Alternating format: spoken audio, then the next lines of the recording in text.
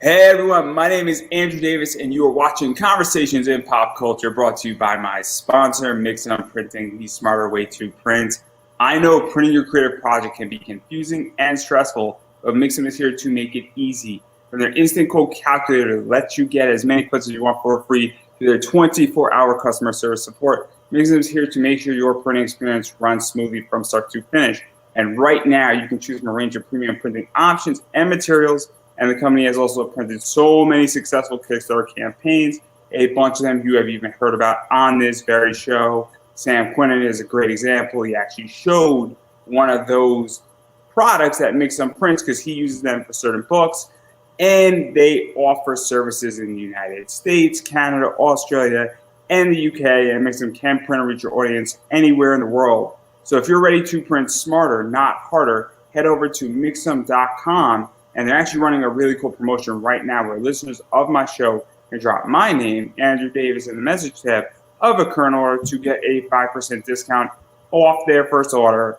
And I know and you know that printing comics is expensive. Every percentage point matters, whether you're doing indie, self-funding, you're on Indiegogo, Kickstarter, every percentage point matters. So that is mixam.com.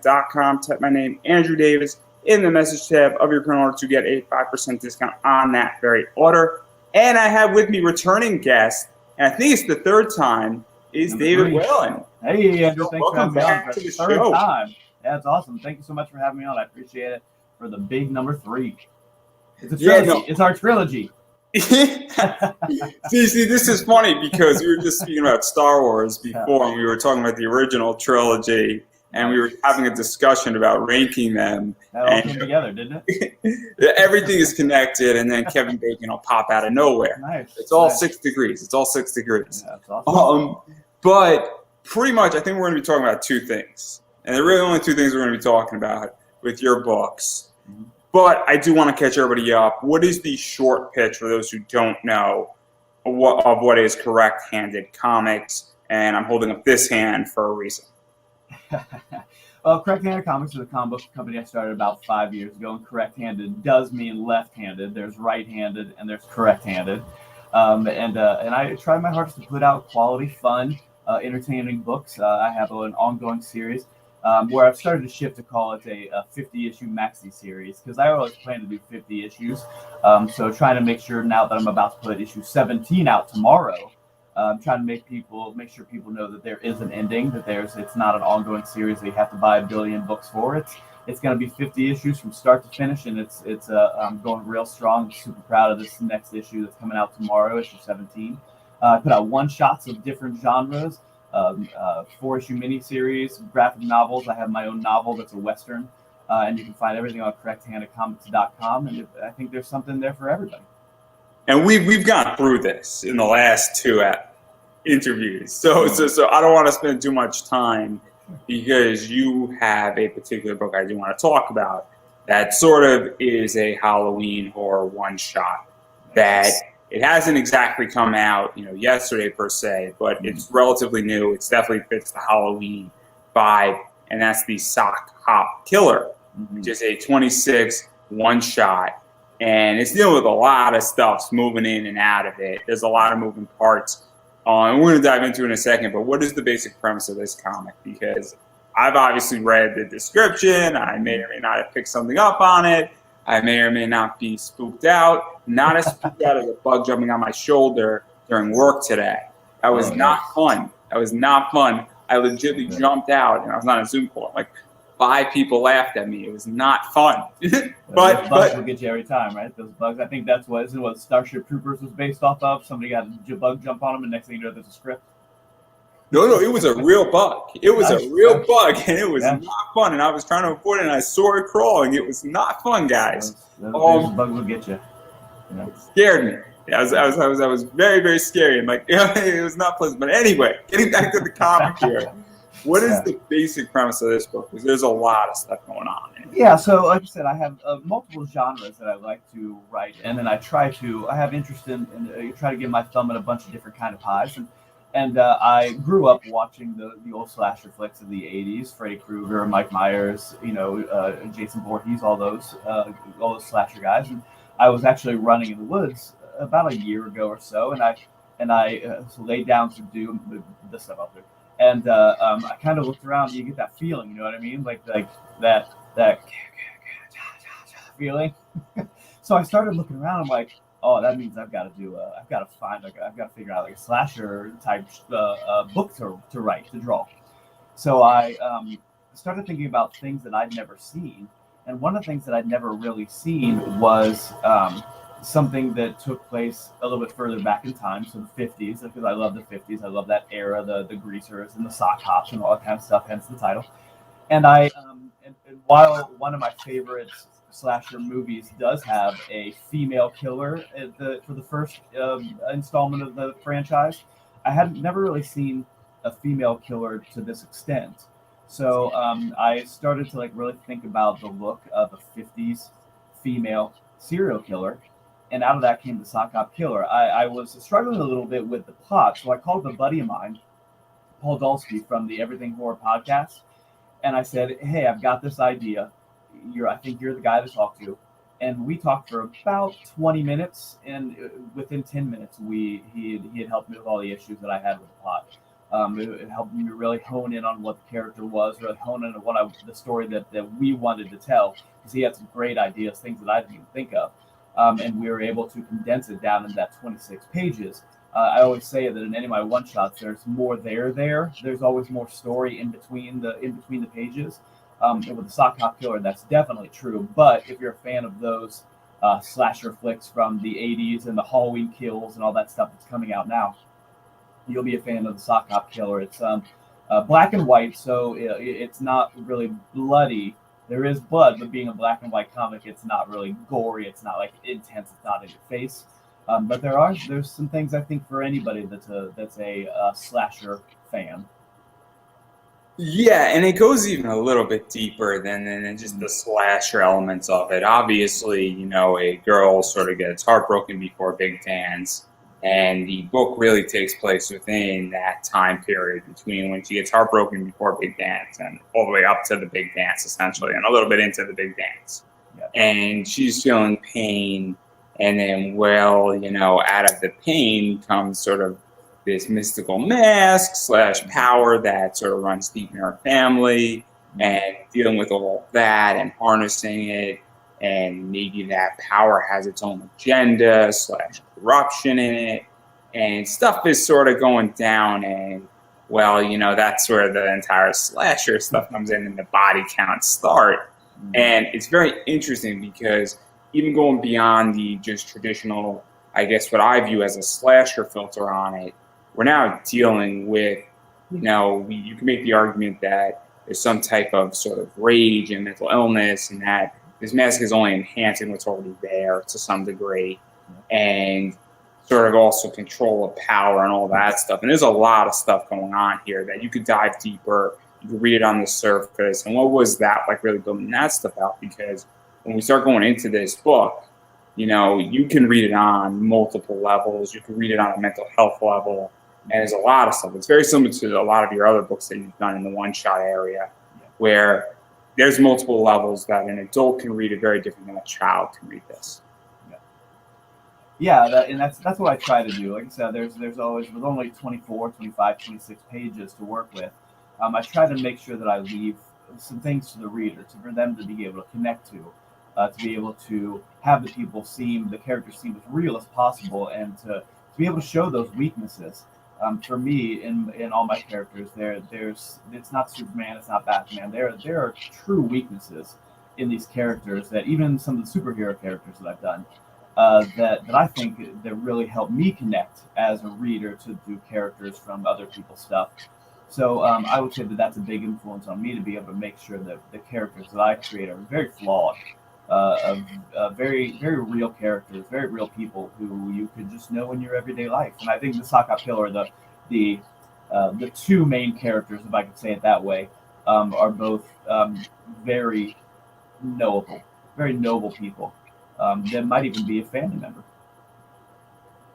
Yeah, and I think I'm trying not to ruin it because I want people to go buy it. Yeah. It's hard to do it because when you have 26 pages, it is a very short story. It's not like we're going to talk about the Offsprings in a second here, which is a much larger, playing field to play into.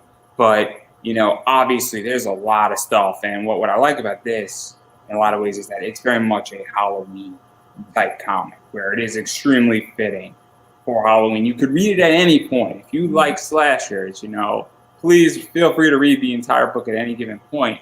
But it's definitely fitting for the month of October.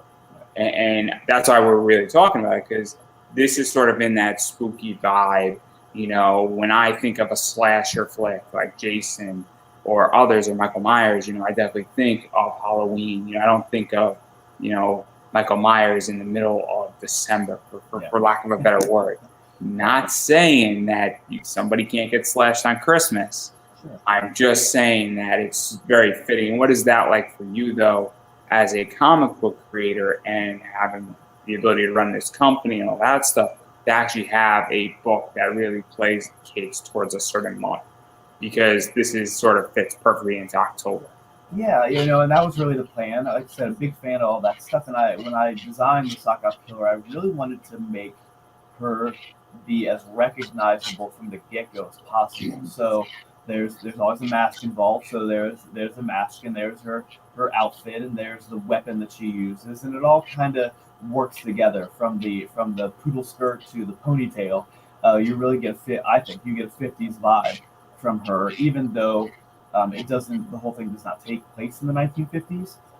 It's still very recognizable, and it's something that I think transcends the time, because we have enough, I think, here in the 21st century, still connection to that era, especially as Gen Xer, that connection to that era with so many things that we grew up with watching from the 50s and listening to all that music.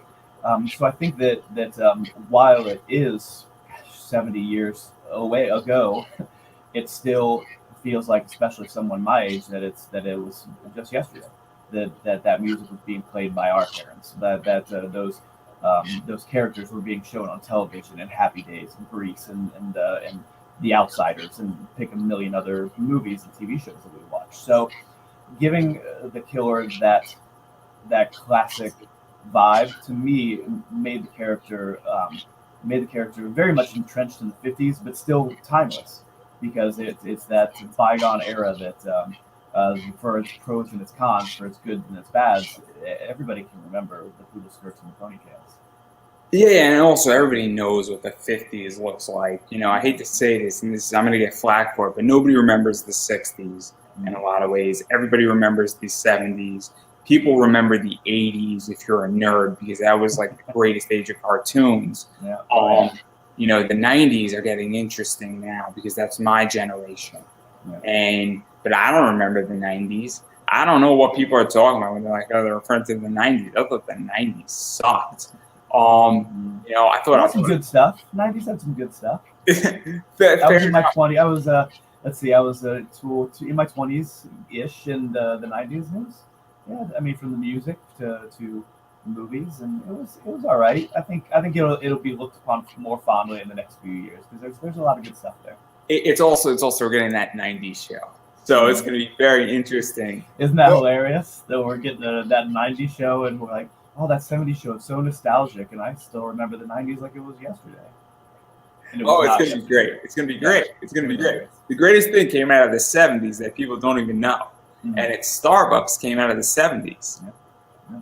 For those who don't know, Starbucks is 50 years old. It came out in 1971. Yeah. So technically, one of the greatest things that people go to and people spend a lot of money with every year is Starbucks. Go figure that out in the 70s. I just learned that today. That's wild. Crazy. Small world. But getting back to the comic, because obviously I've read the comic and it's very iconic. What you can instantly get, and I think people also understand symbols. And I think that's why the 1950s era was popular and why it's timeless. It's very symbol oriented. But this isn't your first one shot. You've done a bunch of other things like Shady Lady, I Won't Stop, Will Aliens Do My Homework, which is in my Kickstarter bundle, guys.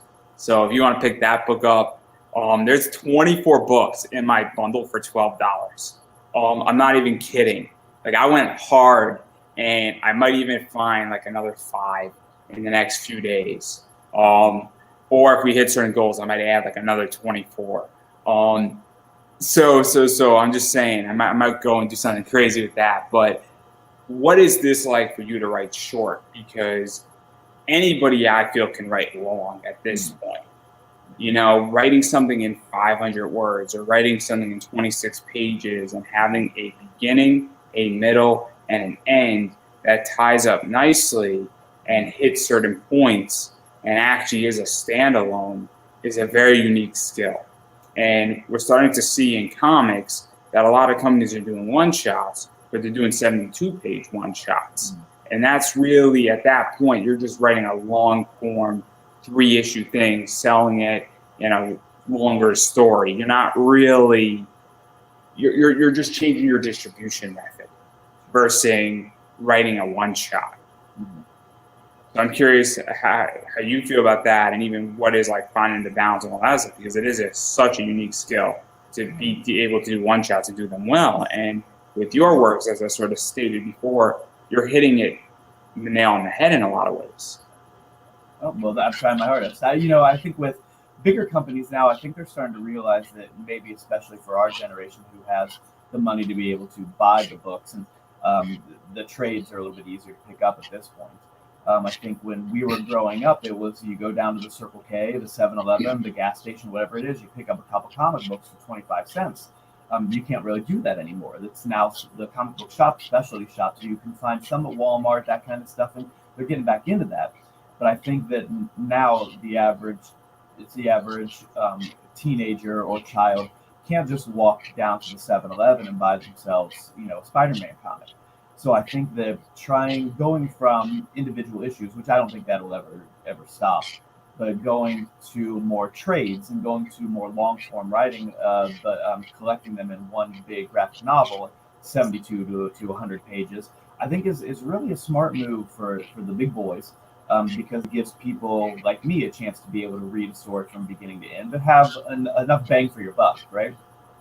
For someone in my position, that is really trying to draw in readers, having it something that's a 24-pager from beginning to end, and have it be 99 cents on Comixology or $2 on Amazon, I think is a good way to be able to give people a chance to be able to read what I'm about, to read my style, to see my style, to understand the kind of storytelling that I do. And for one shots, it can be difficult sometimes. There have been times where I've had 24 to 20. I try to keep myself between 24 to 26 pages. There have been times where I've had to cut some stuff that I really liked because I realized that was at 32 pages.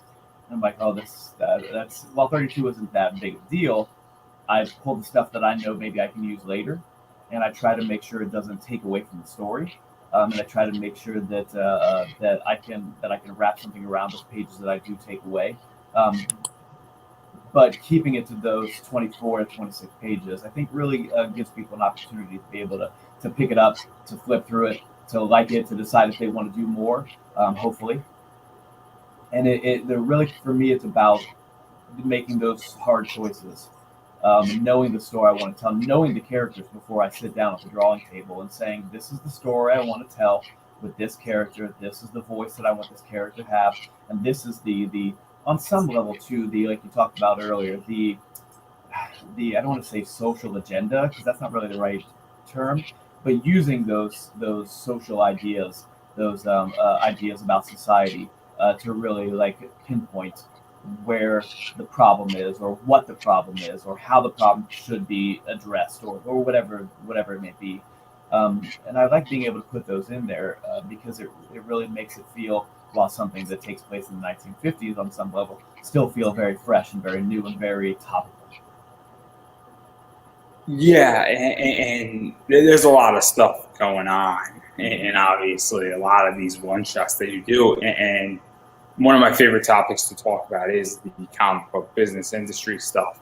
And there's been a major shift in moving into one-shots and longer-form content.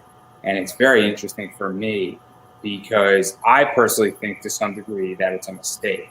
I think the mistake is that a lot of companies, and I'm curious your thoughts on this, is that I think they're trying to say, look, we don't know how to get our prices down, so why don't we raise our prices up to $9, put out a 72 pager, give more content, raise the price up, versus keeping the issue down to 22 pages and figuring out a way how to market into places like Walmart and get those big orders that eventually reduce your costs down, and also maybe print this stuff on cheaper paper and have it more on newspaper print, for instance. And I think that that's the mistake. And also, these comic companies are not in places like Walmart, not in 7-Eleven, they're not in Target. You know, if you put comics right next to baseball cards, they're more likely to sell, or you put them on the rack in the supermarket with the magazines, you know, and then you price it at $2 a pop. And I think that's one of the biggest mistakes that's going on with comics right now. And that's where I think Indie's making a bunch of mistakes as well, because I get it's expensive to produce a book, but, you know, I mean, I could tell everybody how much I pay for my comics. I usually pay about $2.50 because I buy in previews, you know. But even still, $2.50 is a lot of money when comics legitimately 15 years ago were like $1.75. Yeah. It's clearly gotten very expensive where the average, you know, buyer, you know, 7-year-old Johnny can't go to the comic store and pick up 3 comics anymore. Yeah. And so I'm curious how you feel about that, because obviously you're in the business and you're in a publisher and you're an indie publisher, but obviously a lot of shifting has happened in the entire industry in the last, you know, 2 years. And I mean, this was coming. It just happened about 8 years sooner in reality, I feel. Yeah. I think that for me as an indie publisher, clearly my main goal is eyes on the books at this point. And being an indie publisher, that can be very, very tricky, you know, especially the size that I am. I'm not a big corporation. I don't have a bazillion dollars. And trying to use social media and trying to use comic conventions and trying to use book signings and trying to use all those things to be able to get my books to as many people, to as broad an audience as possible.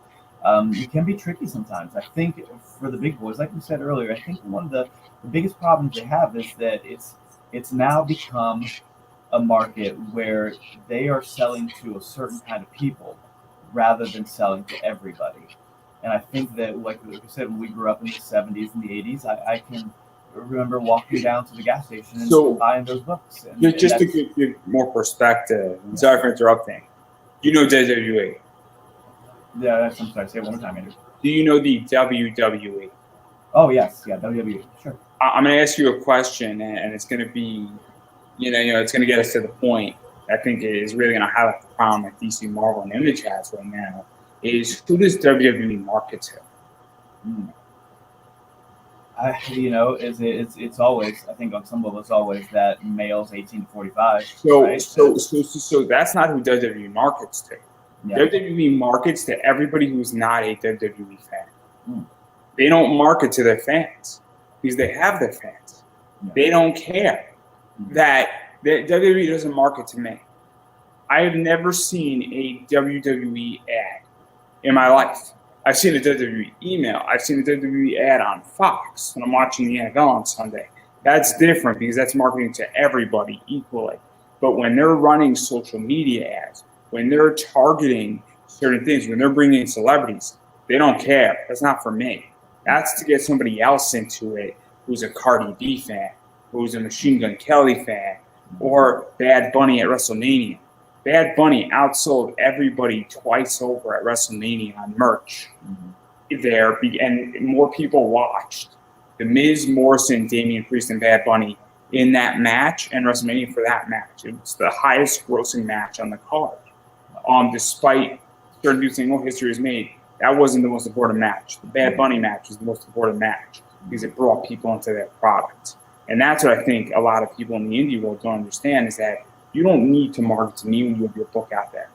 You don't need to market to me. You need to remind me it's there. You don't need to market to me. Like, I'm running a Kickstarter. I'm not marketing to anybody initially in the Kickstarter realm. I'm going corporate, mainstream, my network first. Then in week 2, you're going to see me pushing it out. But hopefully, if my strategy works, I'm going to be fully funded in week 1, which is the battle plan. And I have no problem stating it because it's obvious. So that's what I think is the biggest problem. At least that's what I see. And I'm curious how you feel about it, because I'm looking at it from the outside in, looking in, and you obviously are a publisher looking out. And so this is something that I've been having a lot of conversations with people publicly and privately, and it's such an interesting discussion to be had. I had one last night about this very topic as well, and I was on the other side where I was being interviewed. So I'm very curious how you feel about that. First of all, I got caught most of your Just Joshing interview. You did great, and it was amazing. It was like a crossover. I loved it. It was a crazy interview, and what we spoke about for like 2 hours was. Oh yeah, I love going on Josh's show because he does it. He doesn't shy away from anything. He'll talk about anything, and I love it. It's great. But anyway, to address your question, it's kind of where I was going with it. With comic books only being sold in comic book shops, you're playing to your base that you already have. You know what I mean? Like the comic book collectors or the D&D guys or the whatever it is. But for me, it's like that reaching out to those 5, 6, 7, 10-year-olds that walk into the gas station with their parents and they see Spider-Man by the magazines and go, oh, it's only $2, Dad, but it's only, unfortunately at this point, like what is it, like $5 now for a comic book. But the kid says, oh, Dad, can I Spider-Man? I'll read it in the car. I won't bother you at all in the car if you read it, whatever it says. And maybe that kid has never had a chance to be able to see a comic book in real life because he lives. I know where I live. And I'm like I said, I'm an elementary school teacher. I'm sure that I'd say probably 95% of the kids that I teach on a daily basis have never held a comic book in their hand because it's not accessible to them. It's not in the gas stations here. They have to drive an hour to a comic book shop, and they don't have a driver's license. So they're not driving to the comic book shop. Hey, some of them might. They're just not telling you. Maybe they do. Maybe they're older than I think they are. But it's that accessibility that I think has been a real problem, I'd say, in the last 20 years. That to be able to hook in those new readers, selling just in comic book shops, most people aren't just going to randomly walk into a comic book shop, but everybody has randomly walked into a gas station before and said, oh, this candy bar, oh, that soda, whatever. Oh, look, a comic book. I haven't seen one of these. I mean, I can't tell you how many times teachers have said to me in my 15 years as a teacher, and I say, oh, I really like comic books. They say, they still make comic books? Yes. What do you think all those movies are based off of? They're based off of comic books. I have a great story about that. I went to a doctor, and I'm reading some manga / a comic book. The doctor looks at me, and my mom sort of takes it in her hand and says, what is this garbage you're giving him? And the whole thing about that is all the books now that I was reading are worth a lot of money. It's great. And then I sell them. And now it's like all the garbage that people were saying, and even some of the manga I was reading, some of it's really expensive to buy now. Yeah. Some of that stuff is out of print. There's no reason to reprint it. And some of those books were like $10, and now they're going for $50 a pop. And all that garbage, from 20 years ago is worth real money. It's kind of funny to me. People see it as like disposed. The parents, especially, my parents were pretty good, but the parents before them, our grandparents just saw this, get this comic book out of here, and they throw it away. If their kid doesn't pick it up, they throw it away, not realizing that issue of Superman is going to be worth $20,000 in 15, 20, 30 years. So I think that, and I was very lucky. My parents realized that it was something that I enjoyed. And they like, yeah, buy your comics, just make sure you don't spend all your money on it. By the time I was 12, I had 3 jobs, so I had my money to be able to do whatever I want with. And I can only remember one time my dad I came up with a stack of comic books this big from the Circle K and eating my candy bars and drinking my soda. And he said, chill out on the comic books a little bit. That's too many comic books. And I said, oh, okay, Dad. And it was never brought up again because I'm sure I got better at hiding how many comic books I bought. But my parents were very behind me and knew that it was a way. First of all, it was a way to get me to read. I wasn't reading William Shakespeare when I was a kid. I was reading Spider-Man. Another little connection there. I was reading Spider-Man. I was reading Superman. I was reading Captain America. I was reading the Who's Who. Remember those Who in the Marvel Handbook?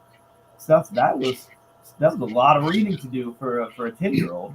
But I think it was one of the things that was the bridge into other stories, the bridge into what are this called, the choose your own adventures, the bridge into long form novels, the bridge into reading things that more classical. Not that the comic books are less than in any way, shape, or form. They're not.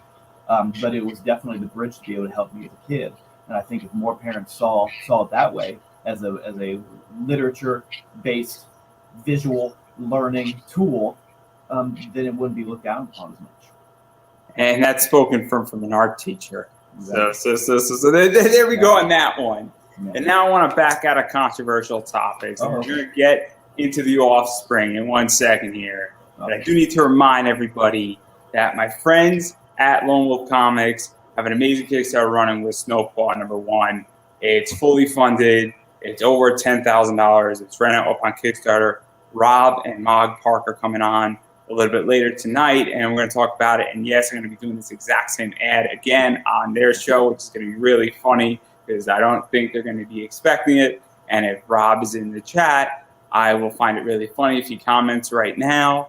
But what Snowpaw deals with is that in 19th century Scotland, a fierce heroine with an adventurous spirit nearly gives in to the social expectations of her time, but a trite fairy tale ending is not to be as Cyrilla McKinley discovers her werewolf lineage, and her eyes are open to an existence of supernatural beings and creatures of fantasy. Cyrilla McKinley is Snowpaw, and as I stated, the Kickstarter is right now live, and it is from the creative team of Robert A. Moltari, Mog Park, Bruna Costa, Dave Lenz, and Dave Lenz is a phenomenal letterer. If you get Dave Lenz to work on any book, your book goes up a whole notch, and Katrina Rotes. And so if you would like to join the Wolfpack right now, you can by actually backing the Kickstarter at lonewolfcomics.com/Snowpaw, or you can check out right here on the ticker as it goes down there, and it's in the comments right here for all those who want to check it out. Recommended. I do not think you're going to be disappointed. Also, a bunch of stretch goals have been unlocked, and there's a bunch of really cool perks coming out. And some of those metal books, if I was not poor, I would be purchasing. But I am extremely cash poor at the moment. But getting back to you, I do want to talk about The Offspring because, as you stated, issue 17 is coming out. But before we get into that, you just released just recently, and my friend Larry is asking what book you do. I don't know if Larry's joking or not, but we're talking about it, Larry. It's The Offspring. What prompted the Omnibus to come out, which is the first 13 issues? It's a big book, a lot of contents in it, and it's the first 3 volumes because it is a catching up one at this position right now for that. It's probably the cheapest and fastest way how to catch up. I agree. I would say that the thing that got me to publish it is one of my 7 sins, my pride. I knew that I had a good story, good content, something that I was very proud of. And I knew that I was seeing issues 1 through 13 as kind of like a first season. So to be able to put them all out together to give people an opportunity to be able to jump on and maybe a little cheaper option than trying to buy all the individual books, or a cheaper option than trying to buy the first 3 trades, collecting issues 1 through 13. And I saw it as an opportunity to be able to put some different stuff in there also.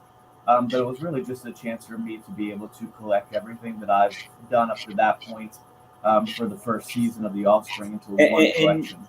Even to go further, so obviously I'm a huge Zenesco fan, and they have a lot of omnibus books out there, and I happen to like those omnibus books. I think those omnibuses are really nice because they're easy. It's also one book. It's also, I don't have to go track down different components of it, especially when you're dealing with books like Wonderland, or you're dealing with something like the Oz, realm they played in. And it's also, even going further into this, obviously I like the fact that something was bound into one book. It's also, I'm presuming, and correct me if I'm wrong, there's going to be a second omnibus at another point. Oh, yeah. Because, and that's the other thing, too, is that once somebody starts collecting omnibuses, they don't usually go back to trades the same way that they would go, where most people that I know, if you're collecting an omnibus, you stick with an omnibus because it looks nice in your shelf. It's structured in your shelf as well. Also, I'm the type of guy that likes putting big books on the shelf. I don't like putting little tiny floppy books on my shelf. No offense to anybody. I like putting a hardcover book or a book that actually looks like it's meaty, and that it's also all there. And also, if somebody comes into my house and says, "Hey, what do you recommend?" I could hand them something, and all of a sudden, what starts happening is that they now have a complete story. So, what was that like, really, even from the marketing point? Because it's another way how to recycle a product that's already developed. It was fun to be able to say, hey, individual issues, hey, trade volume 1, 2, and 3, hey, Omnibus, to be able to give people as many different options as I possibly could, and to be able to have them to be able to continue to advertise, as much as I could for all the trades, all the volumes, the Omnibus, all the one shots, and I just put out the trades for the first 4 one shots that I have. So all 4 of the first one shots that I have are out in trade also. So it's really just a great way to be able to, I guess, maybe reward myself and to reward readers. This is about you. It's not about your readers. A little bit of both. I mean, it is my, me trying to get out my stories as best I can, but to be able to give people options to be able to say, this is a cheaper way to be able to get those 4 issues rather than trying to buy all 4 issues individually.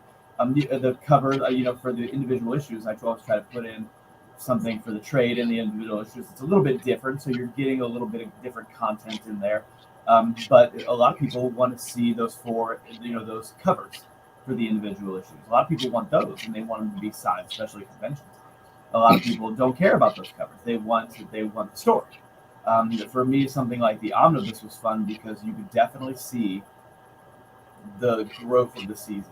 You know what I mean? Like you start a first episode of a season 1 of a show, and you kind of look back on it as you get into. Yeah, we're going to get into this. Yeah, and you can start to see the change, the growth, the really pinpointing of the story. Yeah, I want to catch everybody up real quick on The Offspring because, and I'm going to give the quick synopsis. Basically, Sarah, Will, and Vince pretty much have known each other for most of their lives. They each have powers, and they're codependent on each other.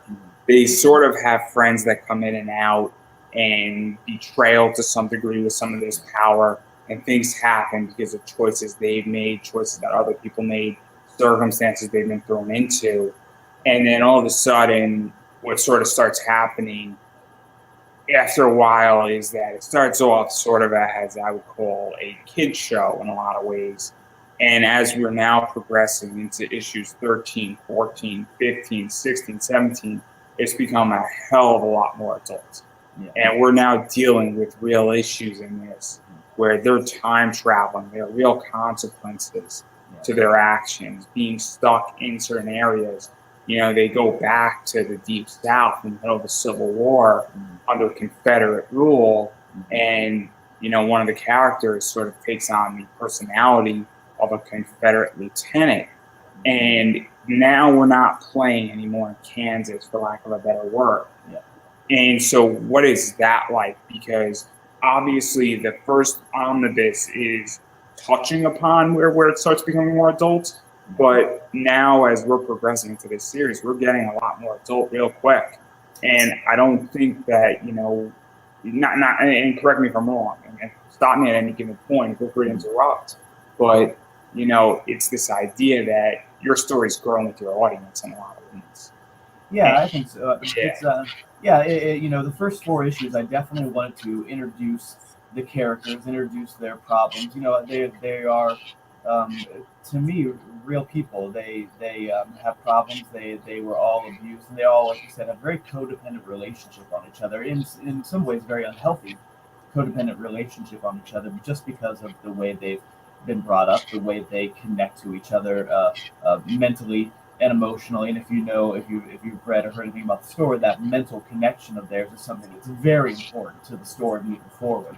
So the first 4 issues is very much getting to know them, getting to know how they interact with each other, getting to know that they will, while they are good people in their early 20s, they're going to make mistakes. They do make mistakes. They say dumb things. They do dumb things. They make bad choices. They are in a point in their life where they are still bogged down by their past. They were all physically or mentally abused as children, and we touch on that in the first few issues. And you're absolutely right. As it starts to grow, very much I like to say that it's the monsters on the outside and on the inside. So they're fighting these monsters and wondering why the monsters keep coming at them so hard. But it's that analogy of the monsters on the outside, but they're also fighting their monsters inside also. And having that codependent relationship is helping, or in some cases hurting them. I can give a really good example with a show that's grown with its audience. It's a very, very well-known show called Ruby. Ruby season 3 changed the way Ruby was, because season 1 and season 2, the enemy was there, you knew there were problems. But at the end of season 3, this show went dark, and it went from being meant comfortably for a 9-year-old to going into like a 12-year-old territory, or even darker, and even going into seasons 4, 5, and 6. And the show has progressively gotten darker.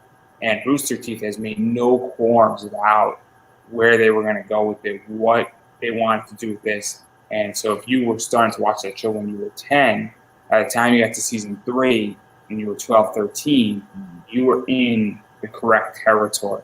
Yeah. And it's a very, very cool thing when that happens. And obviously your book is starting to deal with that. Obviously I think, and I'm going to go out on a limb here, is that I think in American history, everybody realized that the Confederacy was wrong. But it is a part of American history. It's a very sensitive topic, and it's also a very heavy topic. And I don't think that, and whenever people start dealing with it, I know like John Carpenter dealt with it to some degree, but even going into that, what was that like? Because it is a very adult topic. It is a very topic. Yeah, that can be tough, especially in this day and age. You're dealing with a lot of emotions.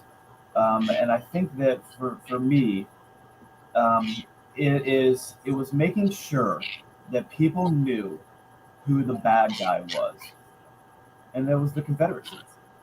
Clearly, bottom line, draw the line right there. And to be able to go into, I had some other ideas with it, but I really wanted to make sure that going into it, they knew, the people reading it knew that you're going to see Confederate flags, but you're not going to be waving them in the 21st century as, look how proud I am of this thing, of these people who left the United States. They were trying to separate themselves from the United States, make their own country so they could own other people. And that was really the thing I really wanted to hone in on from the very beginning. And then make sure that the 3 kids as moving through time travel, searching for their 4th missing friend, would be able to fit in this world with a contemporary mindset, because they remember who they were for the most part. Like you said earlier, there's one character who struggled a little bit remembering who they were in the 21st century to some tragic stuff happening. But it was very much looking at a historical time and place that was horrendous, looking at it through the contemporary eyes of our characters, and pointing out where the problems were. And while this doesn't, it's not preachy, I don't think so. It's not preachy or soapboxy or anything like that. It very much says, these are the bad guys. We have to stop them doing from what they do. And then it shifts a little bit away from the actual Confederacy into one individual general in the Confederacy that is, we talked about monsters earlier, that is fighting to be able to make himself the monster that they're fighting. He's a continuing villain throughout the next few issues. And also, I think that people are smart. I think that I've said it before when I'm dealing with issues. Obviously, I interview a lot of wrestlers, and it's always bad promotions. And I say, hey, we're all adults in the room here. We can talk about the good that a promotion did and realize that the person who's running is a horrible human being. We can talk about matches and certain things and understand that people are flawed, and that also there are bad actors, but it doesn't take away if you had a phenomenal match in the wrestling ring. And I think that, people are smart enough to realize that. And I think that people understand that when you're dealing with this stuff, well, it's just a setting. And once you draw lines, this is history. It's not erasable. And I think that's what writers are supposed to do. And I think people, for the most part, are very smart. I think a small minority of people just get outraged. And the saying is, you can't please everybody. Yeah, for me, it's remember, learn our history, learn from the mistakes, and don't repeat them, and don't. I'm gonna say, don't look on it with such big doughy deer eyes that you can't see the inherent problems that were had and what we can do to fix them in the 21st century, because we're still having some of the same issues for the last 50 years over and over and over again. And I think it's because um, oftentimes that history is ignored, or not spoken about enough, or maybe not taught in the right context, for people to be able to make those connections. And that can be tough. It's also the fact that people in society in the last 50 years also have become more and more difficult to connect with. And there's a humanity problem globally that is also affecting this, where people are not connecting as they used to be able to. Empathy is in short supply. I would agree with that. And so, it's I'm having a hard time in my own life with certain people where bridges, with a particular friend, where the bridge is becoming shorter and shorter, or there's less planks in the bridge. And apparently it's just that connections are just misfiring. And then other people I'm connecting with on a different level, and it's very weird. And I think there's been a lot of stuff that's happened in the last 50 years where people have had less and less planks to connect with each other. But that's neither here nor there. I have another theory why we're having problems in the U.S., but I do not feel like pontificating. We'll do that on number 4. It'll make sense, and I think everybody would agree with me on it. And I think it's a really good point on that I would make, but I don't want to get in trouble because I'm going to get flack for it. Having said that, though, obviously issue 17 is coming out tomorrow. Yeah. So is it coming out tomorrow, physical and digital, or just digital, or just physical, or is it going to be embedded into my brain and Elon Musk and you are working together? Yeah, both physical and digital. Still getting up on Comixology. Anybody who's worked with Comixology, that process is a little bit longer than some of the other platforms that you get off of. But print and digital tomorrow. This one is. I was lucky enough to be able to work with a great colorist, Chris McCauley, for the Civil War time travel story. So that was issues 14, 15, and 16. And his colors really popped and really made it feel like contemporary yet the past, and it was really fun working. Felt like a princess again. Exactly. So with issue 17, he had to stop because he had some things that he needed to do, and he's working with his own company.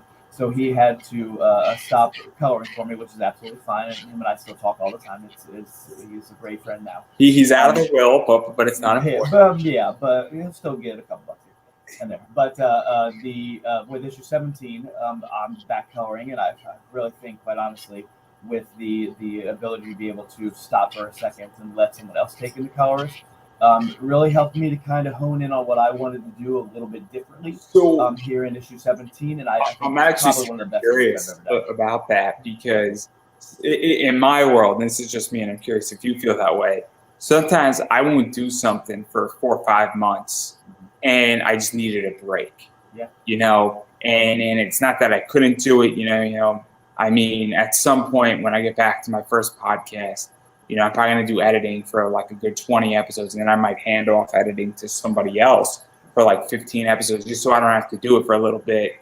And then, because I've done that in the past, and I've taken a 10-week break from editing, not releasing, but editing. And then when I came back to editing, I was very much refreshed, and my brain was very much clear. And I'm curious if that's similar with you with coloring, where you're like, what is, I was drawing and coloring and doing stuff, and I just needed some time off away from this part of business because you get burned out, and I just needed almost a reset, if that makes any sense. And I think some people who are going to be hearing this are going to be like, I know exactly what you're talking about. So I don't know if I'm hitting it sort of on. Oh yeah, that's perfect. Yeah, that's exactly right. It was something that, for me, the coloring, maybe for everybody, I would say it's probably the thing that takes the most time, because you're really trying to make everything pop. Not that you're not trying to do that with the lettering and with the inking and the penciling, but it's the For me, the coloring that really hones in the tone on some level, and for me, it was taking those 3 issues off to be able to focus on pencils and inks and letters, and be able to know that, because I knew eventually it was going to be me again, to be able to go into my own brain and say, what do I want to do differently? How do I want to make sure that I match the tone and take it up to the next level? Well, it doesn't need to say plus it. What can I do to plus it to add to what I was already doing, but really take it to the next level? And I think that with issue 17, it not only continues the story that I've been really proud of over the last 16 issues, but it takes it to a next level and makes it very clear where the story is progressing moving forward. I try to have the overall story arc and then the smaller stories inside of it. And that's where issue 17 is. It's a smaller story inside of the overall story arc to really hone in on these 3 characters. So the next 2 issues for each character is going to be that smaller story, getting to know a little bit more of the characters, a little bit more of the backstory, but also moving that bigger story forward. And it's the time travel, and it's these smaller stories that I think that once the overall story breaks around issue 32, and people will start to see, oh, okay, there's a reason why the time travel, there's a reason why the monsters, there's a reason why these kids are constantly butting heads with each other and other people. There's a reason why they're making the mistakes that they're making. And once we get to that point, I think it's going to be really fun to be able to start that progression to the overall ending, and I can't wait to get there. And you sort of stated that it's going to be 50 issues. 50 issues, yep. I think Ed Davis, who does the Immortal Era, who's also in my digital bundle. Mm-hmm. The Kickstarter's guys is launching on November 1st or November 2nd, hopefully, when I get approval. It depends which time I get a high-profile guest, because that's how we roll. In my world, that's very least. But the idea is that he's doing a big series. And what's that like, really knowing that you're going for 50 issues? Because it's kind of a DC move, it's kind of a Marvel move, and it's also sort of not done on the indies for a lot of reasons. I got a lot of the same questions, like people out, why are you trying to do so many as an indie creator? And really, I mean, I guess my answer is always try to stop me. You know, it's just something. I've had the story since I was in these characters since I was 18 years old, and if I don't get it out before I croak, then I did do my job, I guess, on some level, I feel. You know, and it goes the same with 24 page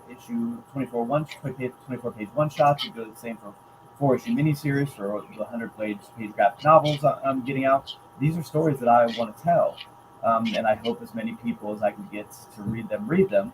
But it's something that I just have to do. It's breathing. I'm gonna do it. I'm gonna keep doing it till I can't do it anymore. Yeah, no, I'm so different. I'm so different on everything, and I'm odd. I only want to do one thing in comics.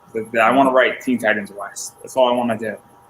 That's all I want to do. If I got a 6-issue run on that, I'd be done in comics. Like literally, I would write 6 issues and then I'd be done. I don't care if I have 15 other ideas. I'm out after I write Teen Titans West. Not Teen Titans. Not Teen Titans Go. Teen Titans West. Because in 6 issues, I will write the perfect 6 issues that all connect of Teen Titans West. And I will smoke every other comic that year. Can't wait to read it. I want to do it because Teen Titans West is fun. See, that's the problem. The regular Teen Titans, they're great.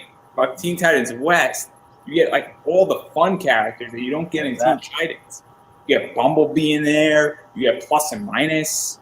You know, technically you could put Speedy in there. You know, Aqualad.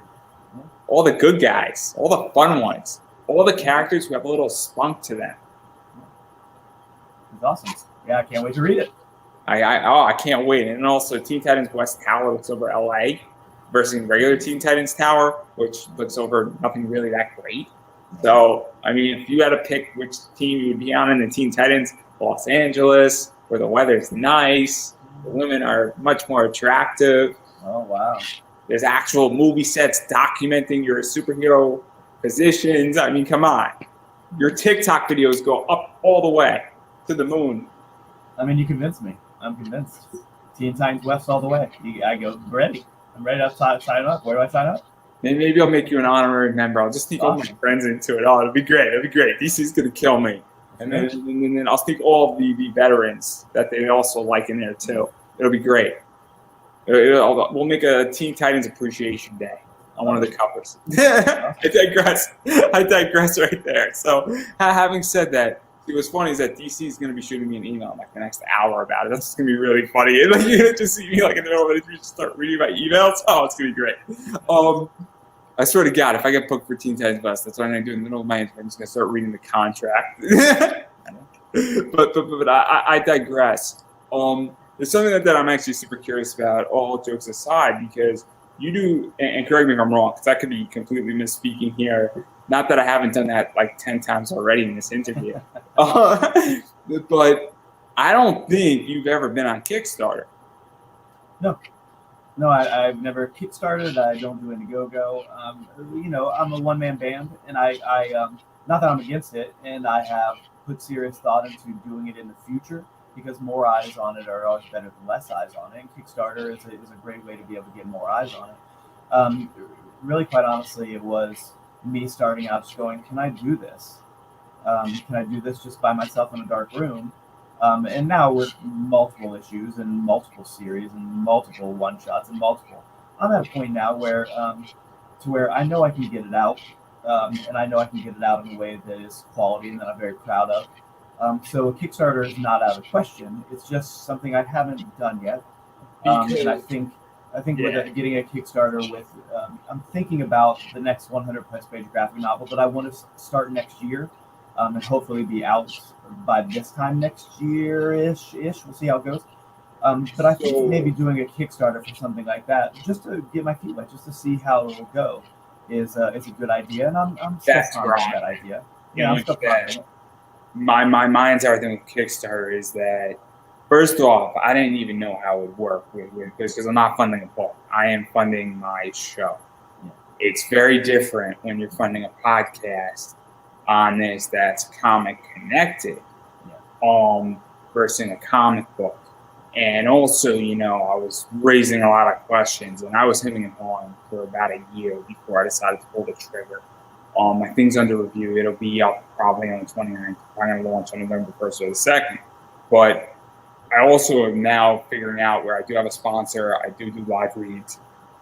And my question at this point, and it's all brand new, is that do I even want to go down Kickstarter? Because going down the Kickstarter realm, at least for season 3, and if season 3 gets funded, I'm going to come back for season 4. But beyond that, I don't know if I'm going to go back to Kickstarter for season 5. Yeah. And the only reason why is that I'm giving up a little bit of control. But if I fund fully on seasons 3 and 4, I'm not coming back for season 5. Okay. Because I will have more than enough money, and then I will have complete control. And so that's a whole issue where with me, Kickstarter raises stuff because you are beholden not on an equity stake, but on a reputation stake to your audience. Yeah, now, I'm going to deliver because I said this year I was going to do 150 interviews. I am going to be hitting way past that. Yeah. And next year I'm going to be hitting way past that too, or right about that. Even with me working a full-time job, I'm going to be hitting probably around 150 to 170 next year. You're a workhorse. I've had to say it to you before. I'll say it to you again. You're a workhorse. And that's not me. It comes at personal sacrifices. I mean, it's not. If people saw my writing schedule, they'd be like, "You're writing more than half the people on Kickstarter are writing comics." Writing an interview is not an easy thing to do. It's a lot of research. I tend to be very good at it, but I also tend to not do anything on a Saturday, Sunday, Monday, and Fridays. I don't do anything on Friday night, Saturday night, Sunday night, and Monday night because I'm writing. And I'm writing anywhere from 12 to 15 hours a week. Just on this stuff, I'm booking guests, which is another bunch of time and a variety of other stuff. So having said all that, it's very interesting because I'm going through the entire Kickstarter experience right now. And I don't really know what I'm supposed to do and what I'm not supposed to do when my campaign launches. But I think I'm doing something smart, at least, where I'm on a few shows and I'm definitely rolling down the I guess, hill with it and see what happens. But I do have a battle plan. It's different than everybody else's battle plan. So having said that, I was just curious about that because I've never seen anything that you've done on Kickstarter. And I was super curious about it because it is a different way to fund comics. Yeah, I think as far as doing or not doing it, it's to each their own. Every individual person is trying to put something out.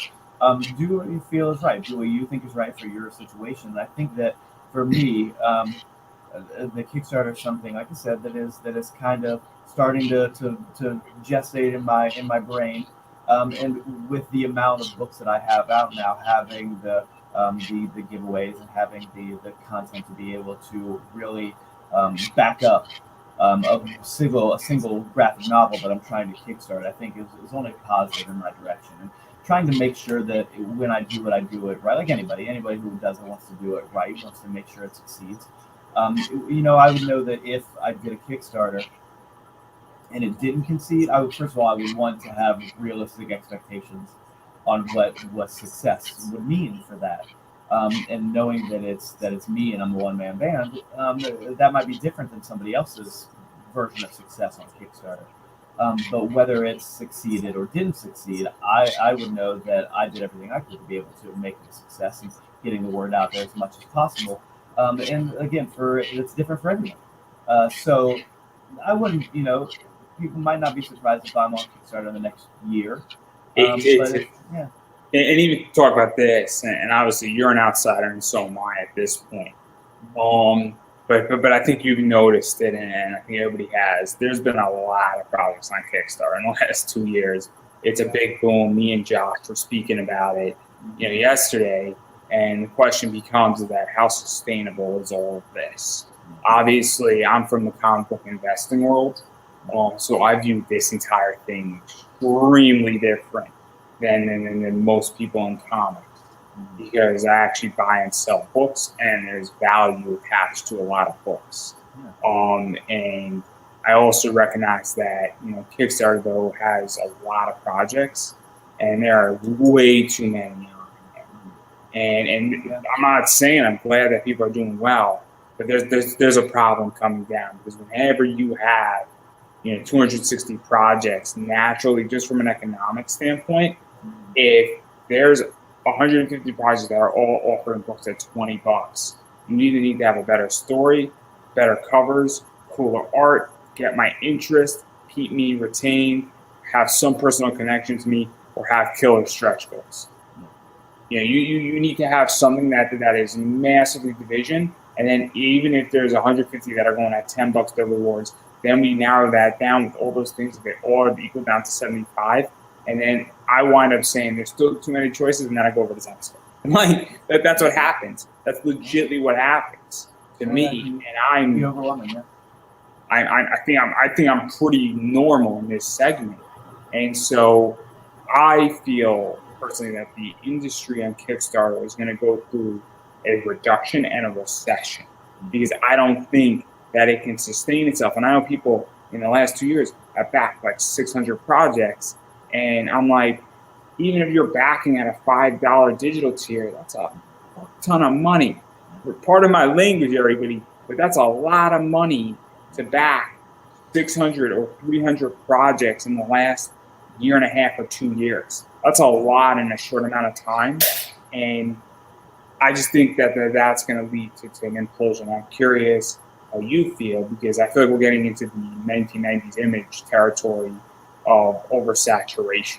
Yeah, that was one of the reasons why something like Comixology, that I kind of sat back for a second and put a couple books up there and to see what they were doing, and kind of felt that it was getting lost in the shuffle. There was another digital platform that I put all of my books on about a year ago, and they were doing great. I had a couple books that were like the book of the month for the year that I was doing it, and it was really great, getting a lot of traction. And then they shut down. So you never really know with those smaller platforms whether they're going to succeed or not. And I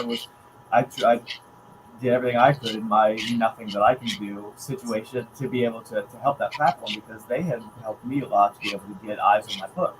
But something like a Kickstarter, where I think you're right. It's like so much weight, so many different projects, so many different options.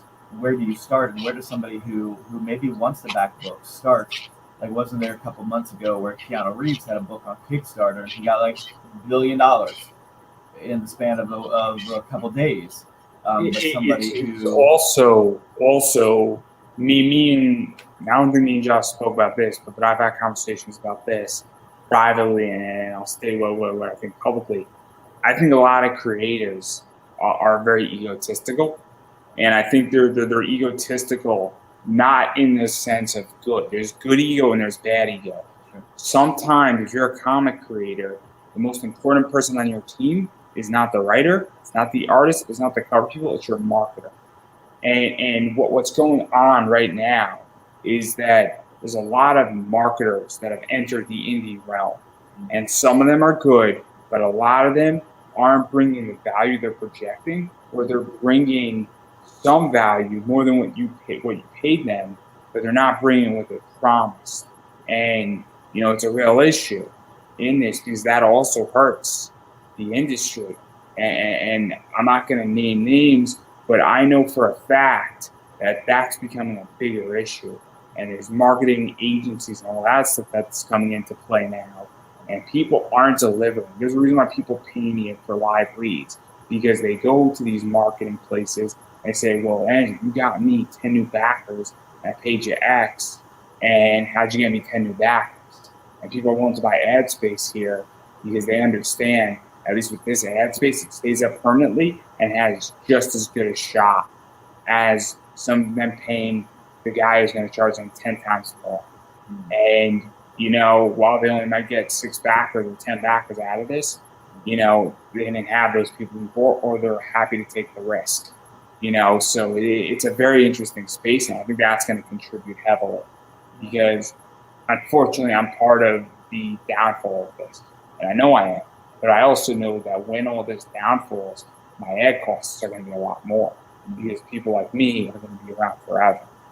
And I've been around for 8 years, and I'm not leaving anytime soon.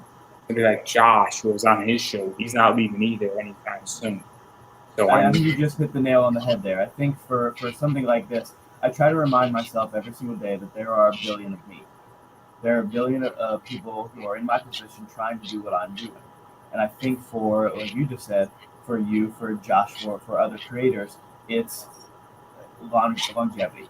It's knowing that, first of all, you love what you're doing. If you don't love it, why do it? And I think there are a lot of people out there that think that producing comics and being a publisher, trying to build a team, is like, how can I make as much money as I can on this as fast as I possibly can?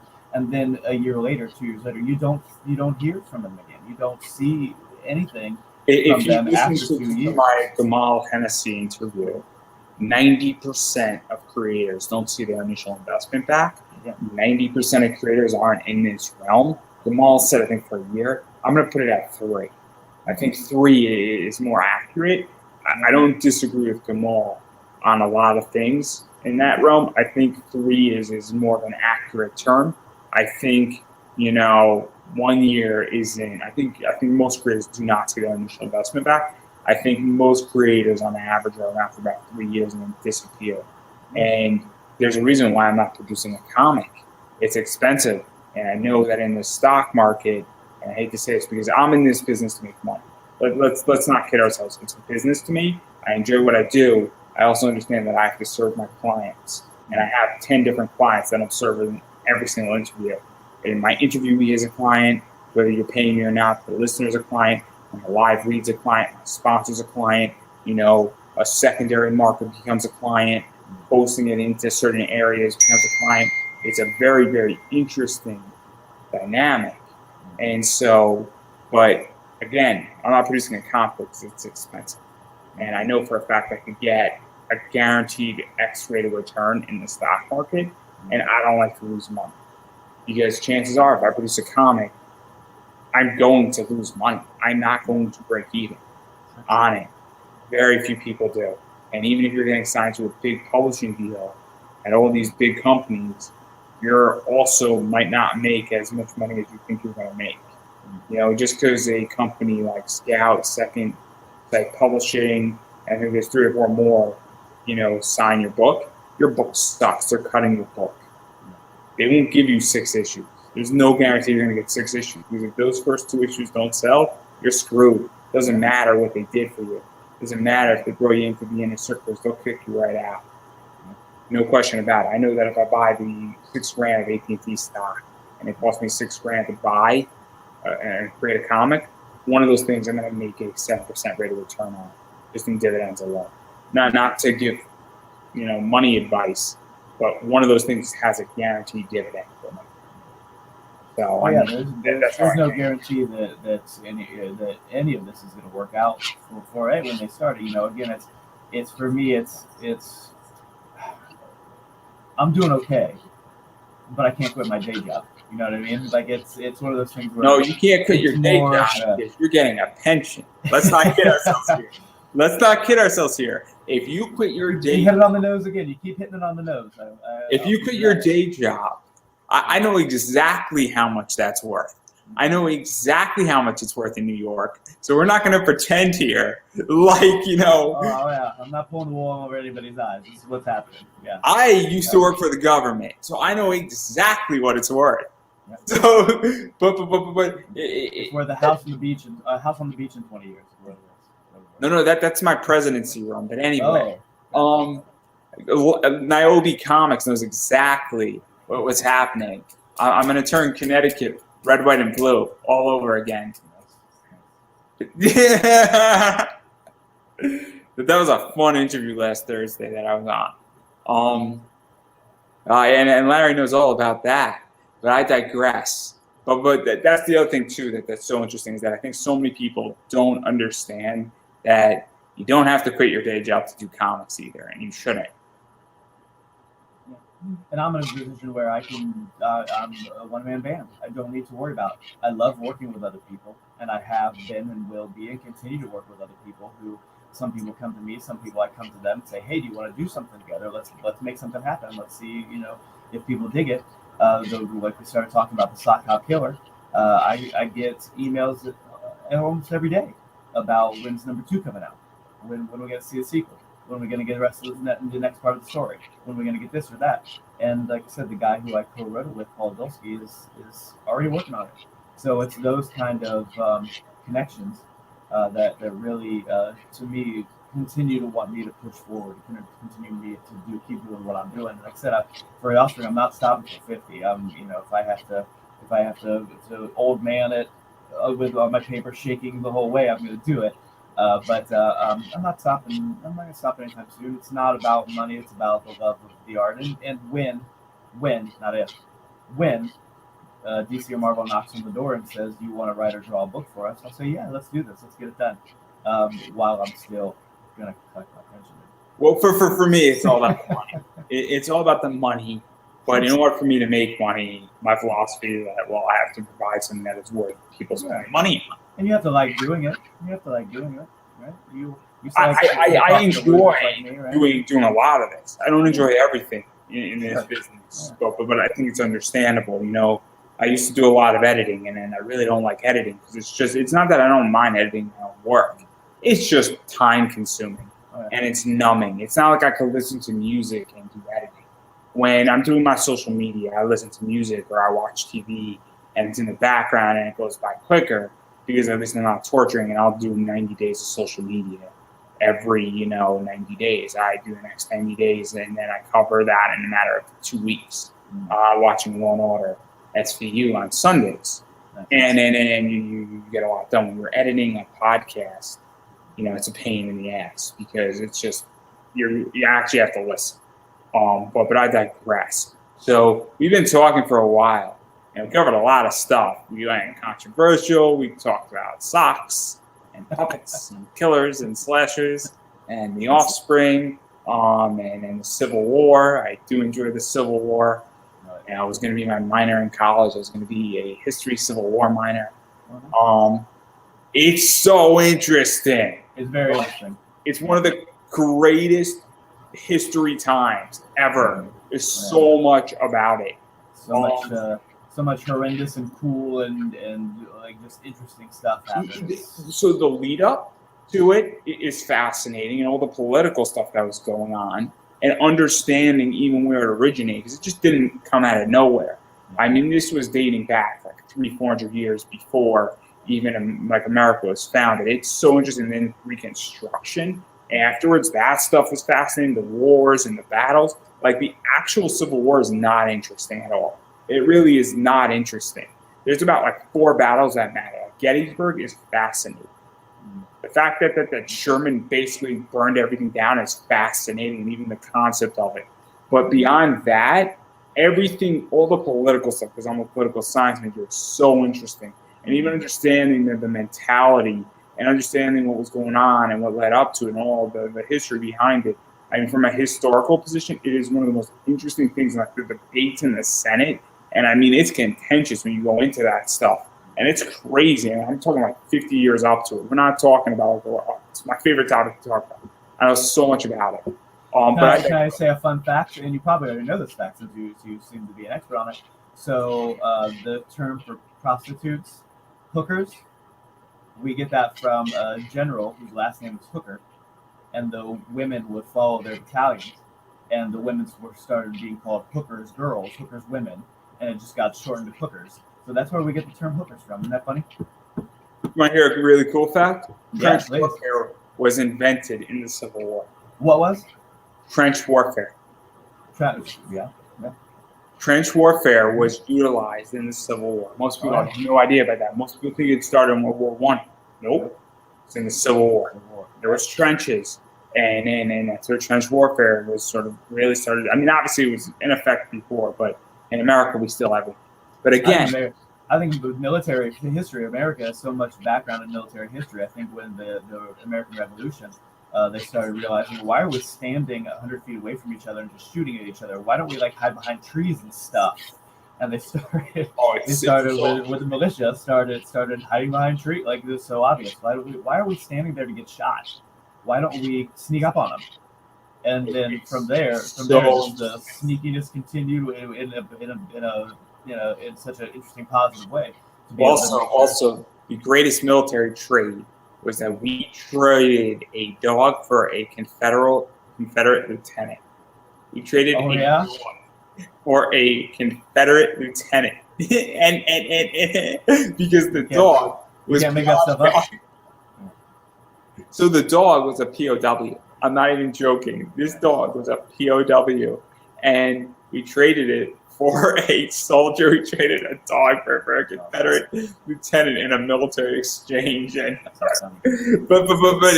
I just wrote about this on my website. I have connections to certain groups, but anyhow, it's great. It's great. It's a Ben Towell's book. It just came out. But I digress. So having said all that, we've been speaking for a while, and I do want to give you an opportunity to self-promote.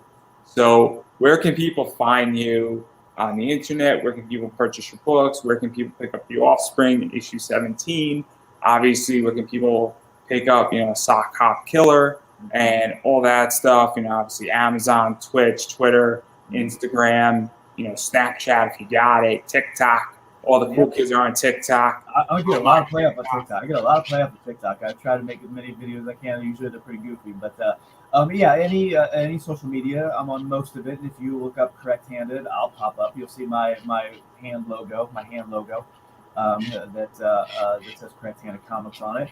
And links to every book I've ever created is on my website, correcthandedcomics.com. I do a lot of advertising on social media and a lot of different things. I do a lot of giveaways on social media also from time to time. I try to do one every 6 months or so where I'm giving away an issue or a one-shot or something like that. So find me on any social media, TikTok, Instagram, Twitter, Facebook, all that stuff. Correct Handed Comics, I'll be there. Yeah, and I've been saying this, and I'm going to continue to say it. You have to support indie. What that means is, you actually have to go buy people's books. Whether you're buying it digitally, physically, you're buying an omnibus, you have to buy people's books first and foremost. I don't think anybody at this point cares what you buy and what format you buy, because we're all in different parts of the world. We all have different reading preferences. You need to buy people's books. And even going beyond that, you need to follow people on social media. It is very important to follow people on Twitter and follow people's Facebook pages and check out their Instagram. And, Like and a share go a long way. It does. And also, just so everybody's aware, Facebook's algorithms, Twitter's algorithms, Instagram's algorithms are not the same as they used to be. And so when more content gets shared, it lets Facebook know that, hey, this is really good content, and let me introduce it to more people. I just went through this where I legitimately put up a post, and then in about an hour, got 14 retweets, and now it's got almost 100 retweets because Twitter said, oh man, this is kind of interesting. Let's sort of re-algorithmize it, I guess, for lack of a better word. I'm sure there's a better word for that. I'm sure somebody, if you have a word for it, please correct me. I cannot think of a better word on that point. But as I was stating, I think it's very important that, it goes a long way. Also, I'm an indie content creator. So while I do have sponsors that do live reads, I appreciate all support, whether you're liking this video, sharing this thing out, following me on social media, coming to bother me. November 1st, November 2nd, I got a Kickstarter dropping, and I could say that you may not exactly be 100% the fit, but I'm having at least 24 books, in that for $12 digitally. And one of your books is in there. So obviously, I don't think, you're going to get a better deal as far as a digital bundle. Legitimately 24 books for $12. There might be a 25th book in there now, and there might be 30 books in there also at some point for $12. I mean, you're not going to do much better than that, I think. So obviously, come support me. Come check out what I'm doing. Check out what David's doing. Obviously, go like Correct Handed Comics. At least follow them on Twitter. And on that note, I'm going to give you the final word because my throat's killing me. CorrectHandedComics.com. Support indie comics. And I think that's a wrap. That's it. We did it.